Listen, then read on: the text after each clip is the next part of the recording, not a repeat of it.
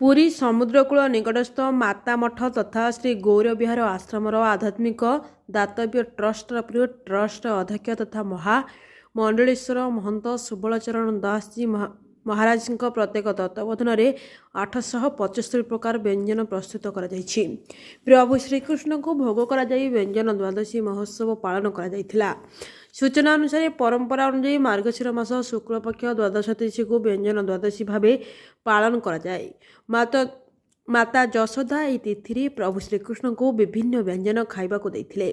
आज भव्य कार्यक्रम में पुरीर अतिरिक्त जिलापाल प्रशासन शरद चंद्र बेहेरा, अतिरिक्त जिलापाल राजेश्वर डॉक्टर शरद चंद्र महापात्र, जिला ग्राम उन्नयन विभाग प्रकल्प निर्देशक प्रियरंजन पृष्टि, सूचना और लोकसंपर्क उपनिर्देशक संतोष कुमार सेठी, जिला संस्कृति अधिकारी हेमंत कुमार बेहेरा, जिला क्रीड़ा अधिकारी चंदन कुमार साहू, पंडित विष्णुचरण पंडा और विभिन्न मठर महंत योगदान देथिले। कार्यक्रम को वरिष्ठ संपादक विष्णुदत्त दास संयोजना करथिले।